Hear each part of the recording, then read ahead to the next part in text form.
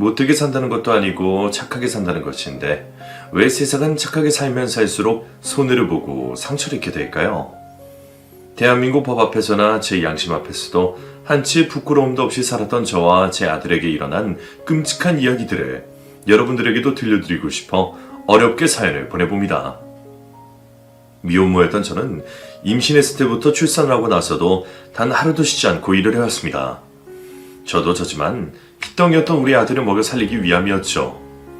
내 몸 부서지는 줄 모르고 밤낮 없이 일만 하다 보니 어느 순간은 걷기도 힘들 정도로 몸이 망가져 있었습니다.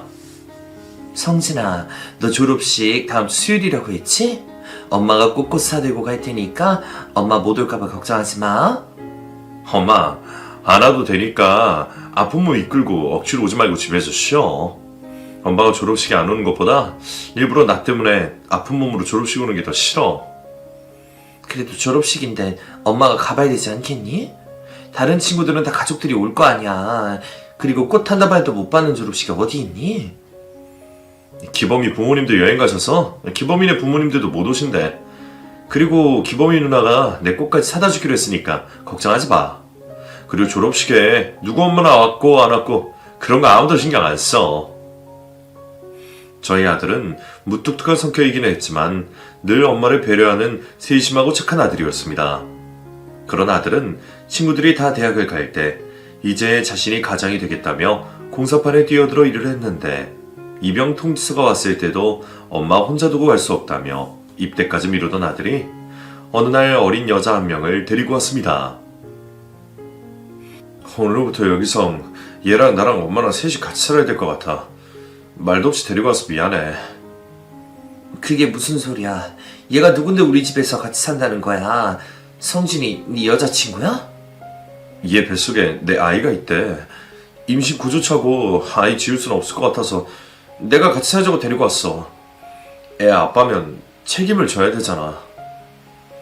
아들도 며느리도 아직 얼굴에 솜털이 남아있는 어린 티가 나는 20살 초반의 아이들이었는데 임신을 했다니 그땐 정말 제가 할 수 있는 게 아무것도 없어 답답하기만 했습니다. 덜컥 아이부터 배워온 애들을 제가 도울 수도 없고 그렇다고 지우라고 말할 자격도 없는 무능한 엄마였으니까요. 둘이서 작은 방 쓰긴 힘들 테니까 너희가 큰 방 쓰도록 하고 엄마가 작은 방 쓰는 걸로 할게. 아니에요, 어머님. 저희도 작은 방 써도 괜찮아요. 안방은 당연히 어머님이 쓰셔야죠. 곧 애도 태어날 텐데 저 작은 방에서 애랑 셋이서 어떻게 살 거야? 아이 때문에 그러는 거니까 사양 말고 너희가 안방 쓰는 걸로 해. 처음엔 며느리가 마음에 들지 않았습니다. 딱히 이유랄 건 없었습니다. 그렇지 않아도 먹고 살기 힘든 저희 집에 식구가 둘이나 더 는다고 생각하니 앞으로 살 걱정에 아무 죄 없는 며느리가 미웠던 것이었죠. 하지만 며느리는 미워하려야 미워할 수 없을 정도로 사랑스러운 아이였습니다. 성진이가 어머님의 해주신 식혜가 그렇게 맛있었다고 하던데 나중에 저도 한번 맛보여주시면 안 될까요? 저도 식혜 엄청 좋아하거든요. 아유 참 그거 만들기가 얼마나 번거로운데 그거 해달라고 해. 나중에 내가 시장에서 잘하는 집 걸로 하나 사다 줄게. 시장에서 파는 거랑 어머님이 만드는 거랑 맛이 똑같나요? 어머님이 만들어주시면서 저한테 방법 알려주시면 제가 잘 배웠다가 다음번엔 제가 성진이랑 어머님한테 만들어드리는 걸 할게요. 그러니까 어머님이 한 번만 만들어주세요. 애교도 많고 사근사근한 며느리 성격에 제 마음은 활짝 열렸고 아들이 군대를 가야 할 시기에는 제가 아들 대신 며느리와 손녀를 먹여 살리기로 결심했습니다. 어머님, 몸도 안 좋으신데 왜 다시 일을 시작하시려고 하는 거예요? 제가 하면 되니까 어머님은 집에서 쉬세요. 그리고 당연히 젊고 건강한 제가 돈을 벌어야죠. 네가 하긴 뭘 한다고 그래. 그리고 애를 네가 봐야 되지 않겠어? 나는 그동안 쉬면서 건강회복 거의 다 했으니까 걱정하지 말고 너는 집에서 세빈이나 잘 키워. 아무리 그래도 애는 할머니보다 엄마가 키우는 게 정서에도 더 좋을 거야. 저는 시장에서 오만 잡일을 다하며 며느리와 손녀를 먹여 살렸는데 며느리는 그런 저에게 진심으로 감사했습니다. 집안일을 제가 신경을 쓰지 않아도 될 정도로 잘해주었고 퇴근하고 제가 돌아오면 다리를 주물러 준다거나 어디서 배운 건지 알 수 없는 마사지를 해주곤 했었죠. 어머님이 오이소박이를 그렇게 좋아하신다고 해서 제가 직접 만들어 봤는데 맛 어때요? 제가 먹어보긴 했는데 이게 맛있는 건지 아닌지 잘 모르겠더라고요. 맛있는데?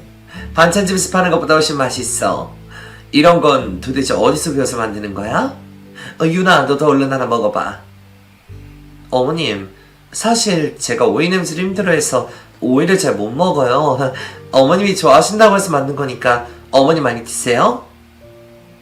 아들 없이 며느리와 지내며 느낀 것은 제가 비록 남편 복도 없고 돈 복도 없지만 며느리 하나는 잘 만났다는 것이었습니다.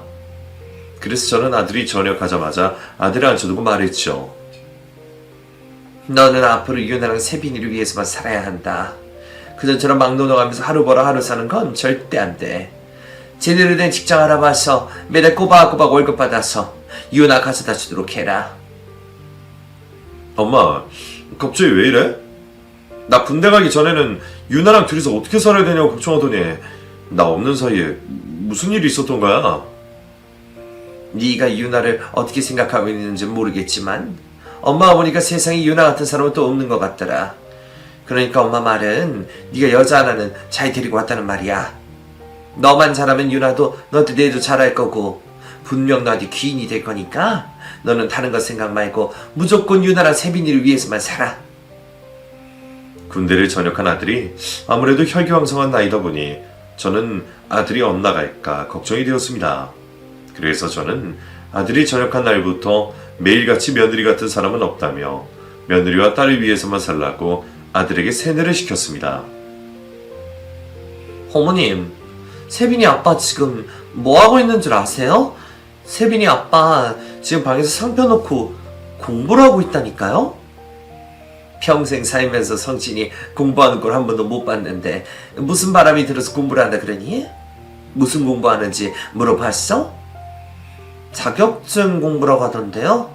자격증 있으면 공사장에서 짐 옮기고 그런 일 말고 트럭이나 포크레인 몰면서 돈 많이 받을 수 있다고 하더라고요. 그러면서 자격증 딸 수 있는 거 다 딸 거라고 하던데 가능할까요? 그러게 말이다. 성진이 제가 공부하는 걸 못 보기도 했지만 내가 생각할 땐 머리도 그리 좋아 보이지 않았는데 할 수 있으려나 모르겠네. 공부에 공짜도 모르던 아들은 저에게 제대로 세뇌를 당한 건지 아니면 자기도 처자식을 먹여 살려야 된다는 책임감이 생긴 건지 평생 하지도 않던 공부를 한다고 펜을 붙잡았는데 사실 저는 아들이 며칠 그러다 말 거라고 생각을 했습니다. 그런데 아들이 전역 후 꼬박 1년 동안 펜을 놓지 않고 공부에 매달려 살았습니다. 성진이 너는 도대체 뭘 하길래 1년 동안 공부를 하고 있는 거니? 설마 네가 딴다던 자격증 시험에 아직도 합격을 못한 거야? 1년 동안 해도 안 되면 그냥 포기하는 게 어떻겠어? 엄마, 나 지금 가지고 있는 자격증만 해도 6개야. 계속 낙방돼서 공부한 게 아니라 최대한 많이 따놓으려고 공부하다 보니까 1년이 지난 거지. 나 엄마 생각하는 것만큼 바보가 아니라고. 어머나, 그 사이에 자격증을 6개나 땄단 말이야? 너는 왜 그걸 말 안 했냐? 엄마는 너 못하는 공부 자존심 때문에 못 내려놓고 시간 낭비만 하고 있는 줄 알았잖아. 그렇게 아들은 총 7개의 자격증을 취득하게 되었는데 그때부터 아들이 벌어오는 수입은 전과는 차원이 달랐습니다. 전에는 하루에 많이 벌어봐야 3만원 언저리였는데 트럭도 몰고 포크레인도 몰기 시작한 아들은 하루에 수십만원을 벌어오기도 했습니다. 그런데 아들은 거기에 만족을 하지 못하고 하루에 일을 2번씩 한다던가 일주일 동안 단 하루도 쉬지 않고 몸을 혹사시키며 일을 했습니다. 성진아, 이 돈 버는 것도 좋은데 적당히 해야지. 지금 그렇게 무리하면 너 나중에 엄마처럼 몸 다 망가져서 병원만 다녀야 할 거야. 너 엄마 말 새겨 듣고 일 좀 줄이든가 해. 돈이 뭐가 급해서 그렇게 일하는 거니? 하루라도 빨리 분가해야지. 유나도 편해지고 엄마도 편해지지. 언제까지 우리가 엄마 집에 얹혀 살 수는 없는 노릇이잖아. 그리고 엄마, 저 좁은 작은 방에서 웅크리고 자는 거 내내 마음에 걸렸었어. 그래, 네 말이 맞다. 나도 나지만 유나 제가 얼마나 분가해서 살고 싶겠니? 시어머니가 아무리 잘해준다고 해도 여기가 내 집처럼 편하게 느껴지진 않을 거다. 네가 조금만 더 노력해서 얼른 분가할 수 있도록 해봐. 아들은 1년 동안 거의 하루도 쉬지 않고 일을 하더니 결국엔 방 두 칸이 있는 깨끗하고 넓은 빌라집을 구해왔습니다. 며느리는 아들과 함께 분가의 집을 보고 온 날 닭똥 같은 눈물을 흘리며 아들과 저에게 고맙다고 말했습니다.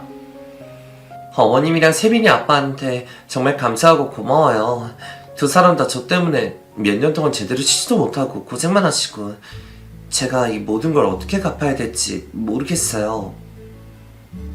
유나야, 그렇게까지 고마워할 필요 없다. 나랑 성진이가 이렇게 사는 건 어찌 보면 당연한 일일지도 몰라.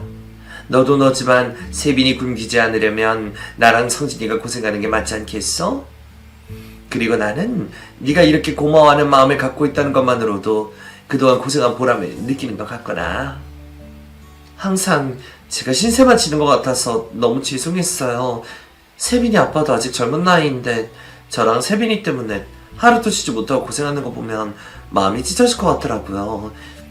근데 거기서 제가 할 수 있는 게 없어서 매일 죄송했는데 이렇게 좋은 집까지 구해오다니 저 정말 복받은 사람인가 봐요. 그렇게 생각하면 너도 아직 어린데 친구들처럼 좋은 것도 못 가보고 매일 집에 붙어서 애만 보는데 너도 얼마나 힘들겠니? 따지고 보면 나랑 성진이만 고생하는 게 아니라 유나 너도 세빈이 보느라 고생하고 있는 거니까 우리 다 똑같이 고생하면서 살고 있는 거야. 며느리는 작은 것에도 감사해야 할 줄 알며 많은 사람들이 놓치고 사는 것들을 발견하고 행복해야 할 줄 아는 저와는 정반대의 사람이었습니다. 며느리도 분명 힘든 환경 속에서 자랐을 텐데 아들과 저와는 다르게 긍정적이고 좋은 영향을 주는 걸 보면서 나도 희망을 갖고 살고 싶다는 생각까지 하게 되었습니다. 그래서 저는 며느리에게 참 감사했었죠.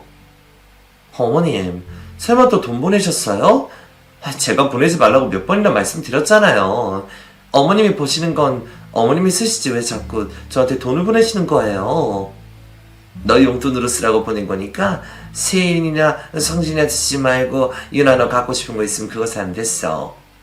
어머님, 저 세빈이 아빠가 용돈 많이 챙겨주고 있어서 괜찮아요. 어머님이야말로 어머님이 갖고 싶은 거 사서 쓰세요. 엄마 된 마음으로 딸 챙겨주고 싶어서 보내는 거니까 거절하지 말고 내가 하라는 대로 해. 내가 너한테 이렇게 용돈 보내줄 수 있는 날이 길어봐야 얼마나 되겠니? 용돈을 드려도 제가 드려야 되는 건데 받기만 해서 정말 죄송해요. 세빈이 조금만 더 크면 저도 일 시작해서 꼭 보답할게요, 어머님. 이번에 주신 용돈도 소중히 잘 쓰겠습니다. 저는 아들 내외가 분가를 하고 난 이후에도 매달 며느리에게 용돈을 보내주었습니다. 아들 집 형편이 어려워서 그렇다기보다는 며느리가 너무 예뻐서 제가 따로 챙겨주고 싶은 마음이 커서 그랬던 것이었습니다. 그리고 저는 아들 집의 형편이 안정이 되는 것을 확인하고 난 후 아들 내외를 따로 불러 말했습니다. 성진이 이제 돈도 부족하지 않게 잘 벌어오고 있고 자리도 잡은 것 같아서 하는 말인데, 유나, 너 네가 하고 싶었다던 공부 시작해보는 게 어떻겠니? 공부? 유나가 공부하고 싶다고 엄마한테 그랬었어? 나한테 공부 이야기 같은 건 한 적 없었던 것 같은데. 당신 공부하고 싶어? 남편이란 놈이 왜 그렇게 무심하니? 유나 형편 어려워서 고등학교 중퇴한 건 너도 알지? 유나는 학교 다닐 때 공부하는 게 너무 재밌었는데 형편 때문에 그만둬야 됐던 게 아직도 한이 된다고 하더라. 나한테 말을 안 하니까 나는 몰랐지.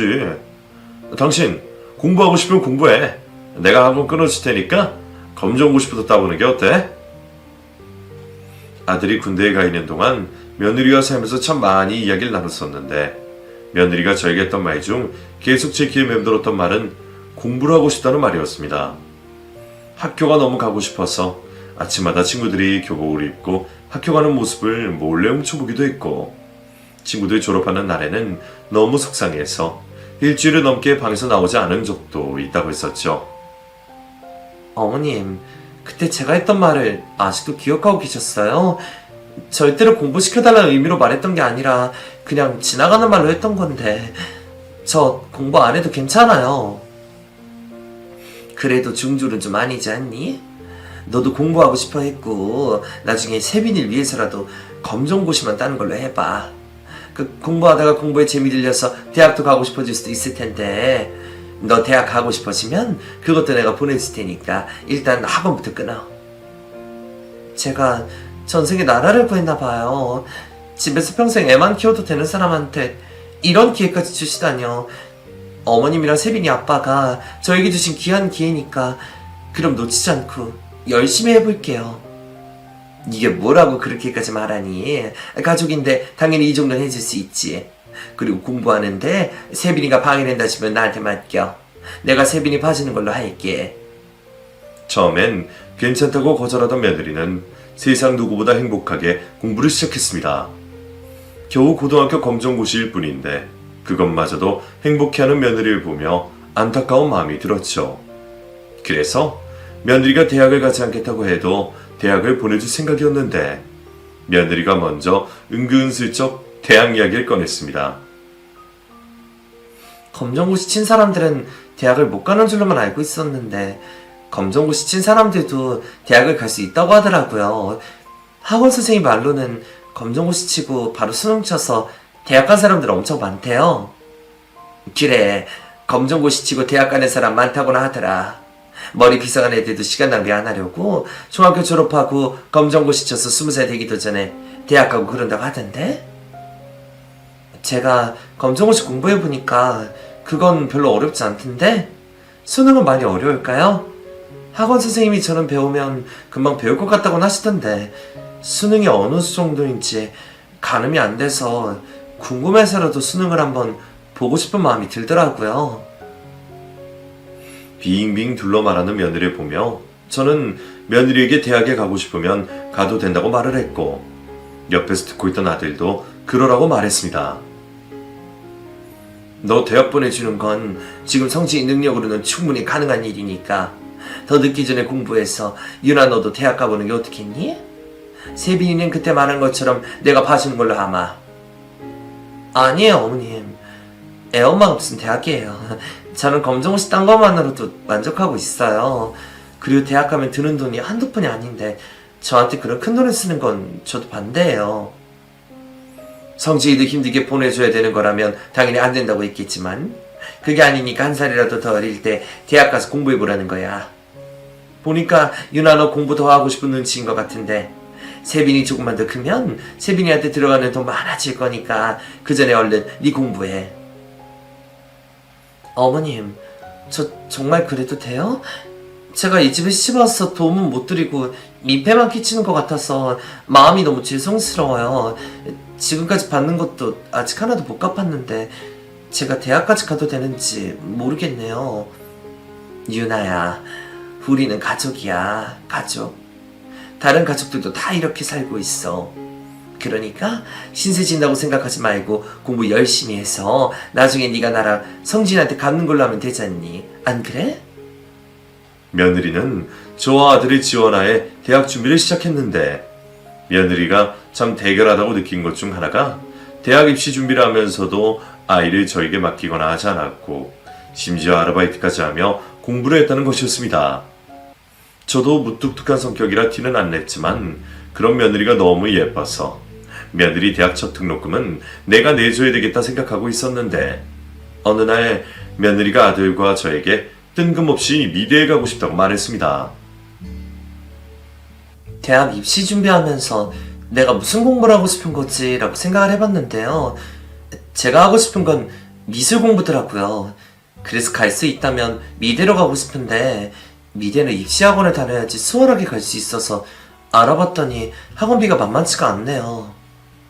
미대라고? 아니, 당신 보고 공부를 하라고 했지 누가 미술을 하라고 그랬어. 그리고 당신한테 그런 재능은 있기는 해? 겉멋들어서 그런 말 하는 거 아니지?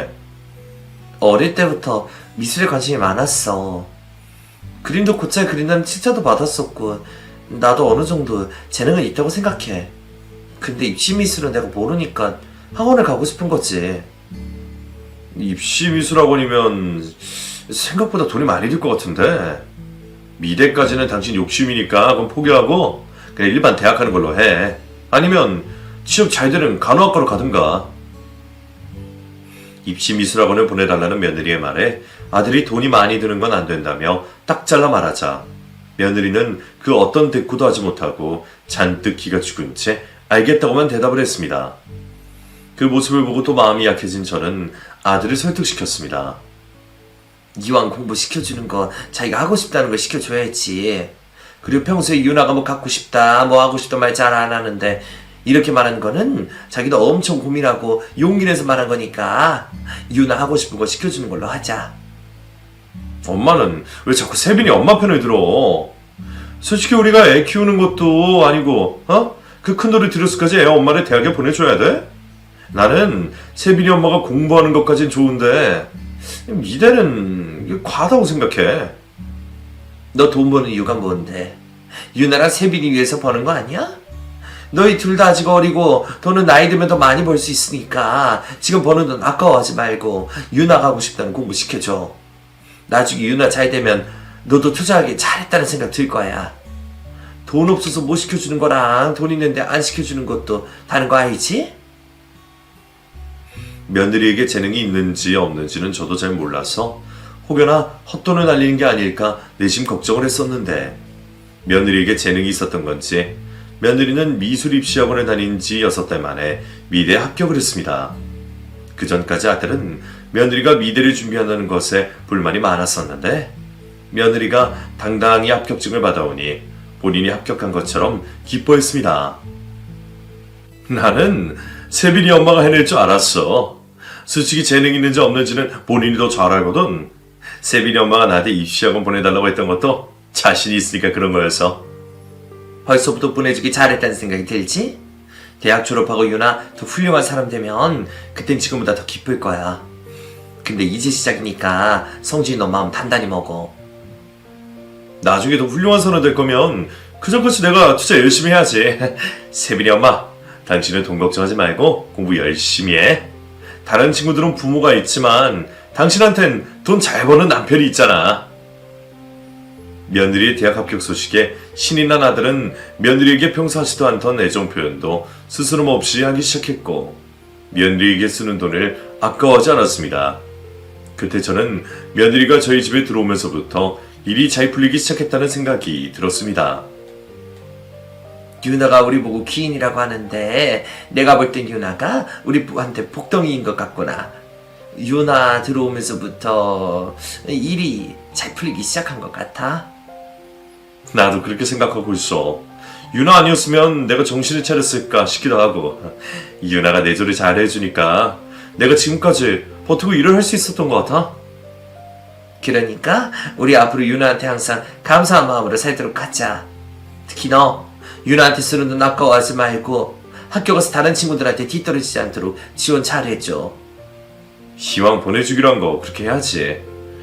그리고 늦게 대학 간 만큼 친구 사귀기도 힘들 텐데 세빈이 신경 쓰지 말고 친구들이랑 잘 어울려 보라고 할게. 그러니까 엄마도 세빈이 좀 잘 돌봐줘. 며느리 모르게 저와 아들은 우리가 며느리의 든든한 지원군이 되어주자고 약속을 했습니다. 그렇게 며느리는 저에게 손녀를 맡기고 아들에게서 부족함 없는 금전적 도움을 받으며 대학을 다니기 시작했는데 대학을 다니면서부터 며느리의 성격은 더 밝아지고 더 당당해져 갔습니다. 늘 소심해서 원하는 것도 제대로 말하지 못하던 며느리는 대학을 가서부터는 갖고 싶은 게 있으면